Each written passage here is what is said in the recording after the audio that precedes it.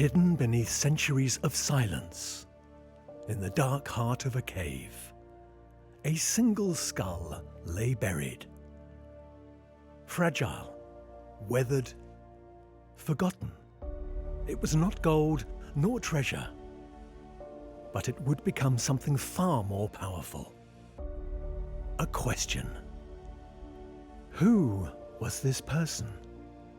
How did they live? This is no ordinary fossil. This is the oldest known human in Malaysia, and the mystery they left behind has only just begun.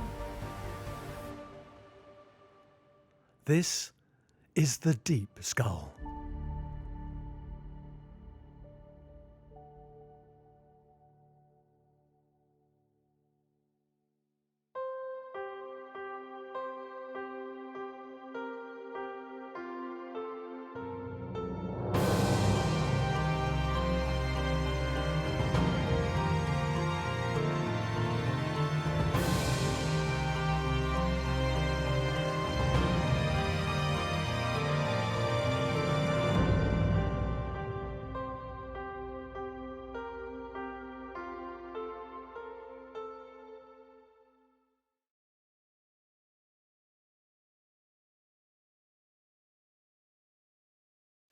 The Deep Skull was found actually by Barbara Harrison.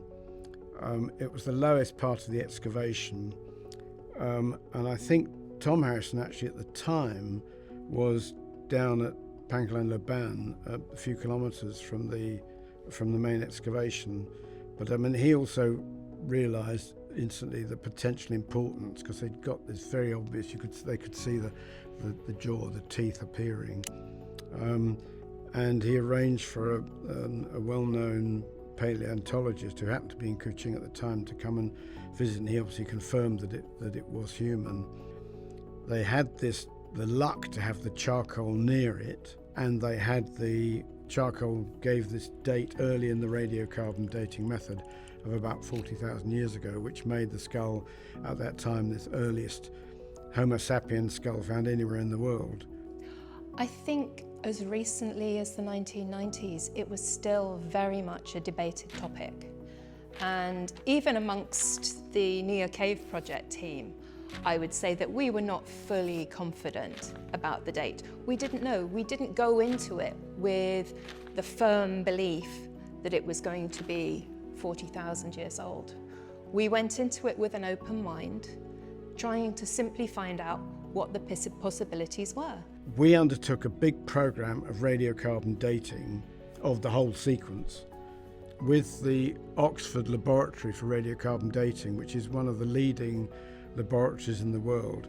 And in particular, they have pioneered methods of treating the charcoal to get rid of as many impurities as possible, and the methods have allowed much more accurate radiocarbon dating of old samples older than 10,000 years. Michael Bird, who is doing spectacular work, experimental work on very small sample sizes, and he again was looking at charcoal samples from just above and just below the skull itself, so to get a stratigraphic understanding of the sediments that the cranium was found in. So these were the most recent determinations, and these gave us a date of, I believe, approximately 42,000 BP. So if we think about the charcoal, remember that the cranium itself is not made from charcoal. We can only date the organic component of this using radiocarbon. So it's not the most easy of things to date on bone. But what we also have more recently is uranium-thorium, or uranium series dating. That gave us a very reliable date on the bone itself. So, what is the uranium series dating method? In ancient bones, uranium slowly transforms into thorium.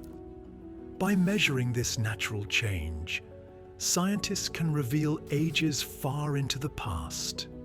It's actually looking at the bone structure, and what we have from the bone can be analysed using this method. A small piece of the bone itself was dated by a laboratory in Southampton, and that again gave a date of about 38,000 years ago. So the combination of radiocarbon dating of charcoal that we can tell is really closely associated stratigraphically, which Harrison wasn't able to demonstrate. The charcoal was by it, but you couldn't say whether it was really in the same layer. So the combination has resulted, I think, in we've got very robust dating now that the deep skull was placed there around 38,000 years ago.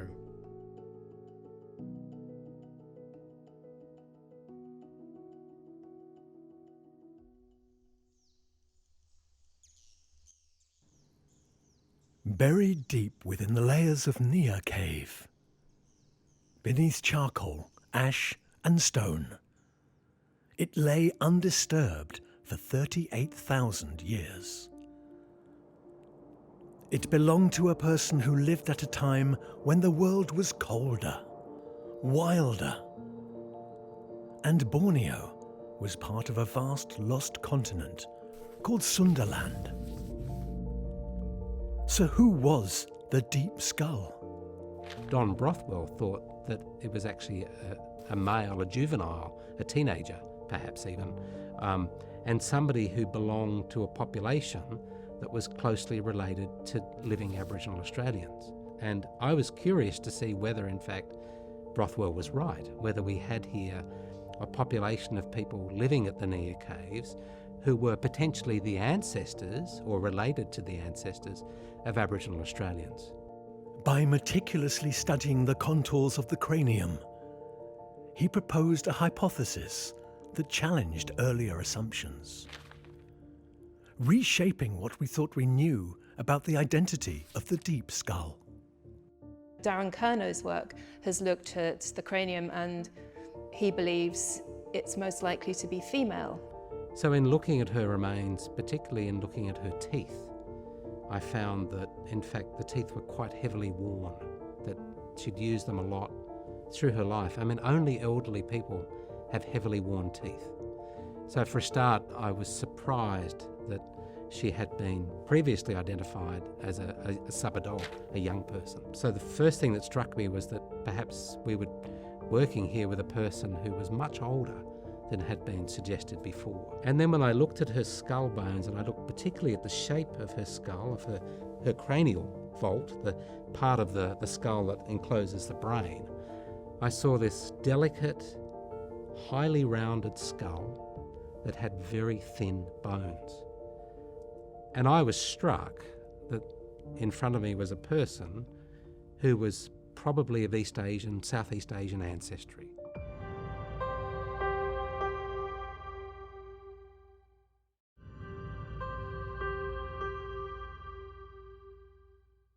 Darren Keno is an expert in studying of human skulls, and he had a lab whereby he would run several tests to make a comparative studies between different types of people, human species from in the region. Her remains represented somebody who was of Asian ancestry, and so to test this hypothesis we took a range of measurements of her skull and of the teeth as well, and then we also did some work on her thigh bone, her femur as well.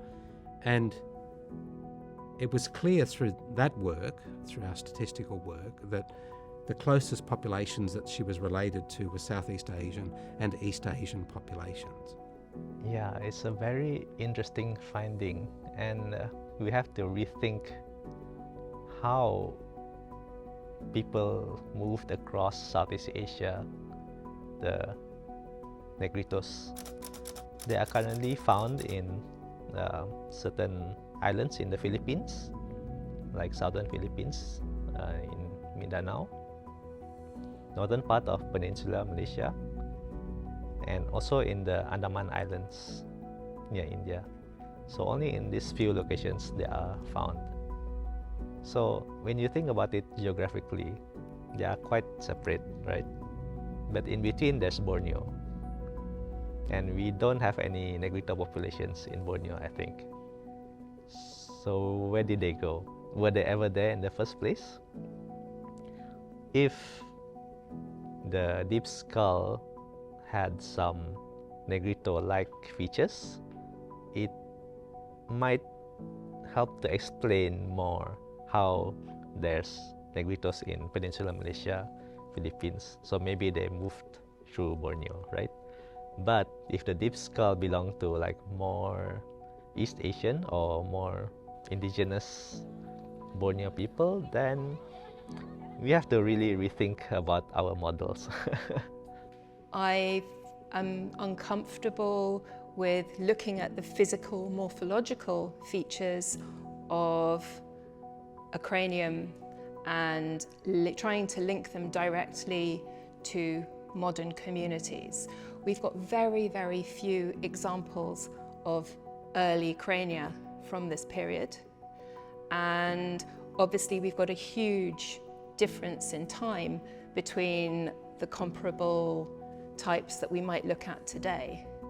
I would also say from a conservation perspective that the cranium has been reconstructed, and anywhere where there is a reconstruction, there is adhesive.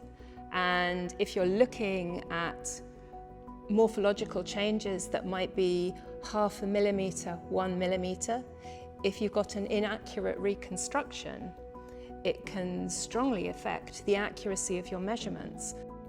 If morphological analysis leaves us uncertain about the deep skull's ancestry, then why not turn to DNA?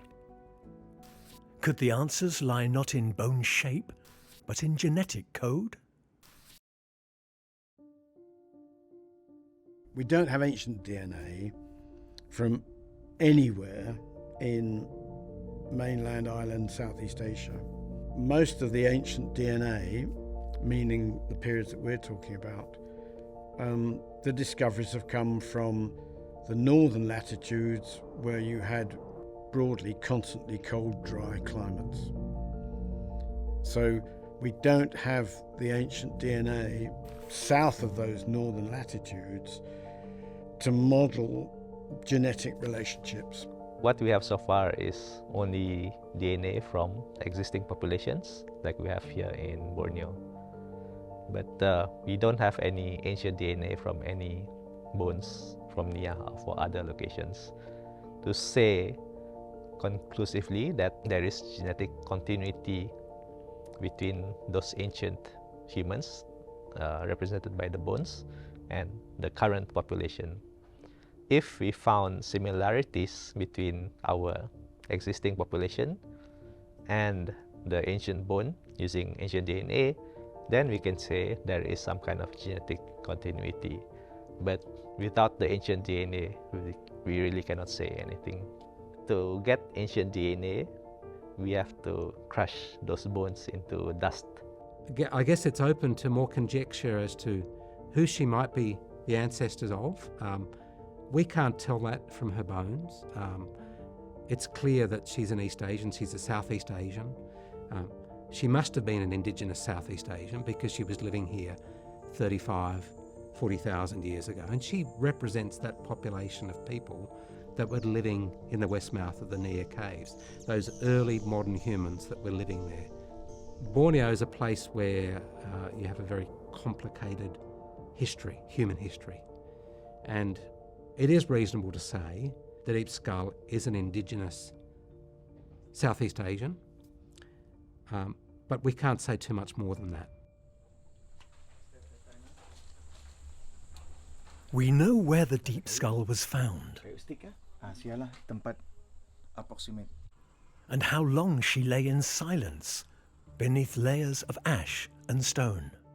But one question still lingers. Who was she? What we can't do is then really say from the bones that we've got about that individual's life. We roughly the sort of age that she was. Archaeology often isn't good at studying, if you like, the individual in prehistory. We can't really give a life story to this woman about the life she led, but we can, on the other hand, place her in a community of men, women, children, which is richer than we would ever have expected. Let's imagine, for a moment, that the deep skull belonged to a woman. If that's true, then perhaps we can begin to reconstruct the world she once knew. A life lived 38,000 years ago, in a time when Borneo was wild, vast, and untouched.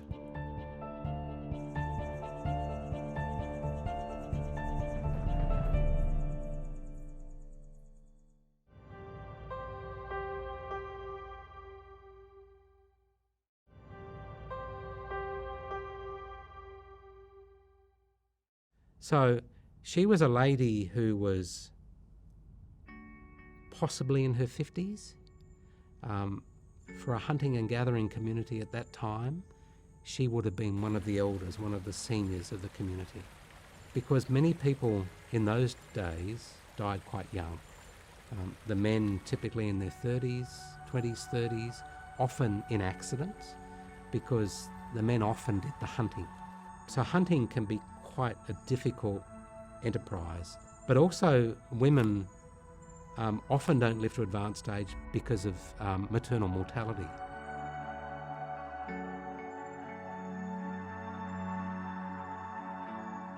She would have been an elder in the community. She would have been a wise person, had that knowledge, decades of experience growing up in that country. She would have understood the food, that kind of calendar of the different kinds of food and when they appear and where and what those seasonal signals are of the food availability. She would have been a deep font of knowledge about the customs and the ceremonies and the practices of that community. She would have told stories about history. She would have been keeper of the songs, the oral traditions. She may have been somebody very knowledgeable in childbirth. She may have assisted several generations of younger women to safely have children. And of course, as a wise elder, she would have probably played an important role in the raising of the children, the younger generation, to help them to understand their own culture, their own identity. And these are things, of course, that we can relate to as people. We revere our elders. Traditionally, we've revered our elders because we see them as wise people. And in small communities, that's revered, that's important, because that's survival.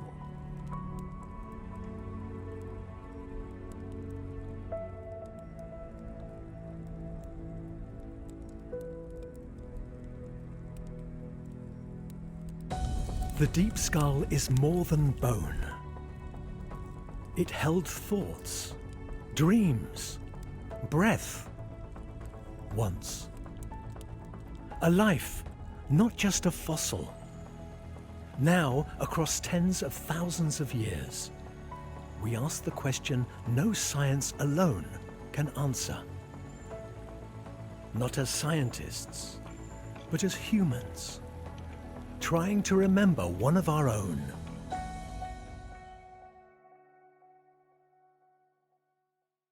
More recent research has shown that the deep skull has affinities with the local indigenous people in Borneo in terms of the morphology. Because previously it was thought to be Australo-Melanesian, right?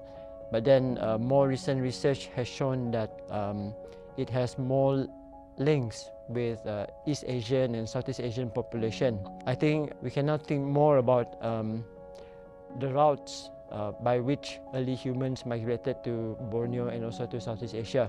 Because according to the previous theory, if we understand the deep skull to be Australo-Melanesian, then that connects well with the southern dispersal theory, which states that human migrated out from Africa and then took the coastal route and then going down from the Indian subcontinent through mainland Southeast Asia, and then from that way populating the rest of Southeast Asia. It brings to us a different understanding or a different idea of how the migration could have happened. The dispersal of modern humans probably happened on many occasions, and many of those occasions have left no trace today in our modern genetics. So the deep skull in no way undermines the Out of Africa story. What it does tell us is that by the time of the deep skull, when she was alive, that people already in many ways looked like living Southeast Asians. So if you like, that big population of people today across Southeast Asia who share a common ancestry, we know that that goes back at least physically, anatomically, at least 38,000 years. So when people got here from Africa, they weren't Africans. It may have taken them 10,000 years of migrating, slowly moving out from East Africa through the Middle East, South Asia, into Southeast Asia. And as they're doing, of course, they're changing. People are physically responding to the landscapes, to the climate, the food that they're eating. So over that time, people changed. They didn't arrive in Borneo looking like African people, even though our genetic ancestry, our biological ancestry is Africa. The Niah cave woman is part of the lineage of modern humans where we have several fossils now that are of that sort of time of 50, 40,000, which is also the time when, as I said, we have the archaeology of modern humans in Tibet and in Siberia, at a time when it was even colder in Siberia than it is now. So she's part of really the most successful member of our species, group of our species, because say there clearly were modern humans earlier, and they're the ones from which we have this genetic signature today. In this cave, beneath layers of ash and stone, the first known Malaysian was found. A skull, a life, a memory buried in silence for over 38,000 years. Here, people once gathered by firelight. They hunted, cooked, raised children, and when the time came, laid their dead to rest in the very soil they called home. They left no names, but they left something even more powerful. Presence. Proof that we were here, long before history began. And then, the cave fell silent for several thousand years. What happened?